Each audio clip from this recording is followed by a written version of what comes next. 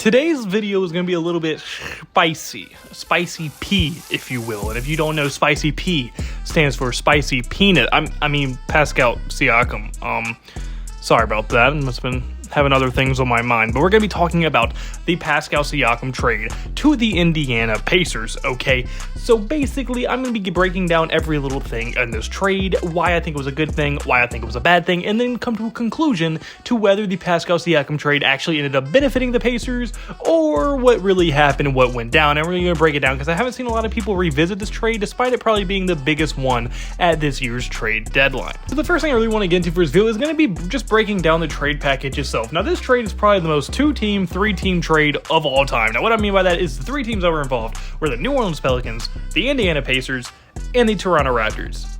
Now, if you don't know what the nitty-gritty of this trade was, you can literally just completely forget about what the Pelicans did. The Pelicans received literally nothing and got rid of a second-round pick and Kira Lewis. And that's basically all the Pelicans were involved in this trade for. And for the two main teams that were involved, it was the Indiana Pacers received Pascal Siakam, a future second-round pick from the New Orleans Pelicans, while the Toronto Raptors would receive Bruce Brown, Kira Lewis, Jordan Nwora, two 2024 first-round picks, and then the swap rights to the 2026 first-round pick as well, being from the Pacers. So in total, they got 3 players and 3 first-round picks, basically for Pascal Siakam and a second. Now, this trade, at the time, in my opinion, still kind of favored the Indiana Pacers.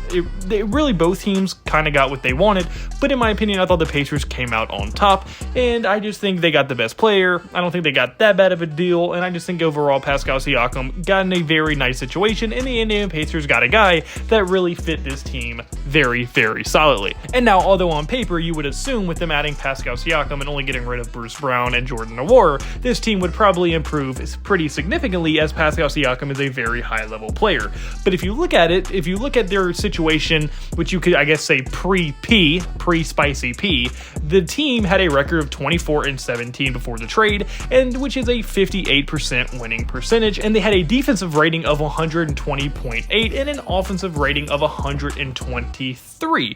And then with Siakam, or you could say after P is how we're going to start referring to it, they are now 19-17, which is a 52% winning percentage, and only an 116.8 defensive rating and an 119.4 offensive rating. And if you don't know how offensive and defensive rating work, the lower the defensive rating, the better, and the higher the offensive rating, the better as well. So it's kind of opposite from each other. So on one hand, their defense did get slightly better, but on the other hand, their offense also kind of decreased at the exact same rate. Now, a lot of that is because Tyrese Haliburton is no longer playing at the MVP level he was in the beginning of the season, but you would assume adding Pascal Siakam, it would still help them be a little bit better, but honestly, they're kind of the exact same team. So really, for the Toronto Raptors, if you look at the big picture of things, their offense and defense are very similar, their winning percentages are very, very similar, and not really shit has changed since the trade, which is kind of sad because I expected them to improve a lot. I thought a big three of Miles Turner,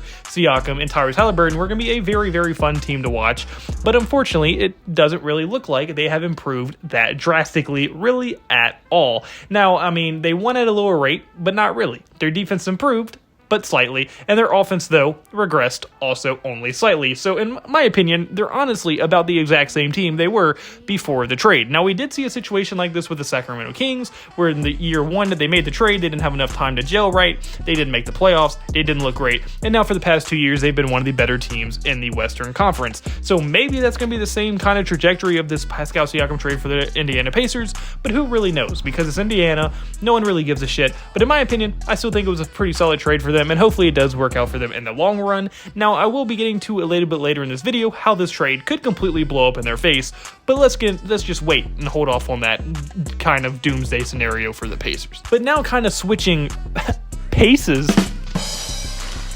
over to the Toronto Raptors. See what I did there? Yes, the pun was very much intended, okay? I know I'm hilarious.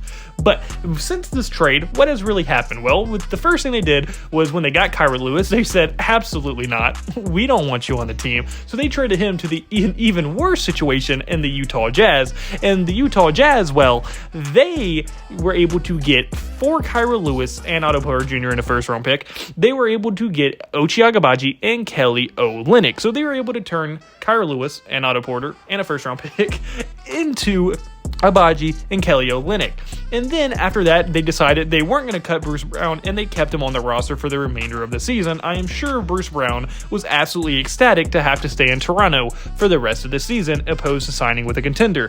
But that is what they decided to do. And then Jordan Nwora is just doing Jordan Nwora type things. He's just kind of chilling, honestly. Like, you know, he's been okay. He's been solid. But he's been Jordan Nwora. He's been anything special. He's just a pretty okay role player. So in all, they were able to get Bruce Brown, a pretty good role player, Jordan Nwora, a pretty okay role player, trade Kyra Lewis for two other pretty okay role players, and now they're kind of sitting where they're at almost the bottom of the Eastern Conference, and just being kind of one of those very meh teams, but they do have a pretty exciting future. And then even breaking down the picks that they got in this trade, the first pick we're going to get into is going to be the 2024 Indiana Pacers pick. That one is just protected 1 through 3. The Indiana Pacers, I would imagine, if they don't make the playoffs, are still not going to get a top 3 pick. And if they do make the playoffs, then obviously it won't be a top 3 protected pick. So they're going to end up most likely with the 2024 Indiana Pacers pick this year. And then also the other 2024 pick they were able to get is kind of a weird one. It's Oklahoma City's pick. But it's not just Oklahoma City's pick. It's the worst of Utah, Houston, the Clippers, and the Thunder selection. Meaning they're going to get the worst at all of them, which is probably going to be, I would imagine, the Oklahoma City Thunder or the Clippers. And they currently sit at 27. And by the way, I imagine, I mean, it's 100% going to be the Oklahoma City pick. And yeah, it's right now sitting at 27th. Okay, so not ideal.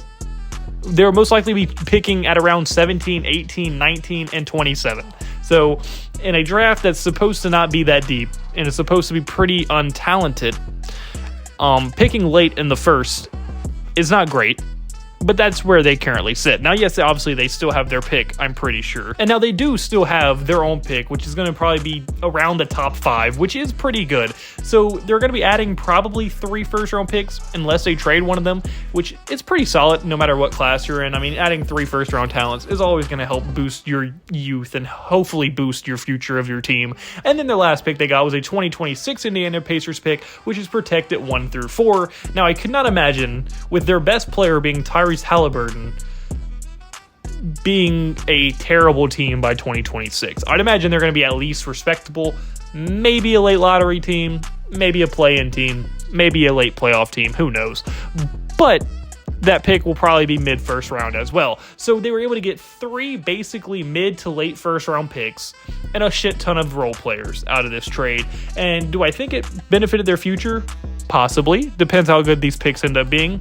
And if Ochi ends up developing, then maybe. But overall, I would imagine they're going to end up trading Bruce Brown or just letting him walk in free agency. And probably the same with Kelly Olynyk. And depending on what they do there, this is probably going to be a very okay trade for the Raptors, unless these picks just end up being home runs, and they are a pretty solid drafting team, so maybe it will end up being a pretty good pick, pretty good trade. But as of right now, I would say it's been pretty on both sides. So in conclusion, the Indiana Pacers basically stayed the exact same team, and the Toronto Raptors, who were already bad before the trade, just kind of got slightly worse. Overall, the most exciting trade of the 2024 NBA season ended up being a little bit of a dud, at least in year 1. Now, we'll see how it keeps unfolding, but as of right now, this has been kind of a dud trade, and I just kind of really got interested in how this trade ended up being, because like I said, it was probably the biggest one of this trade deadline, and not a lot of people were talking about it, and it seems like for pretty good reason at this point, honestly. Now, yes, the Pacers could easily make the playoffs, and maybe they make a run in the playoffs because they do have talent on their team, and I think they would be a very fun team to watch in the playoffs, and I hope they do end up making a run. It would be a good story. And then in that case, that would add at least a little bit more depth to the Pascal Siakam trade. But overall, right now, I just think the conclusion is right now. But hopefully I can be proven wrong, and I want to hear your thoughts in the comment section below. Pacers fans, do you think y'all won the trade? Toronto Raptors fans, are you happy with the way y'all got in the trade? I want to hear your thoughts in the comment section below. If you like, point the like button and subscribe button. I mean, that's what we're going to mean. I hope you have a blessed day, because I had a blessed day, so you need a blessed day. All glory to God. See you in the next video. Goodbye. Boo. Blah.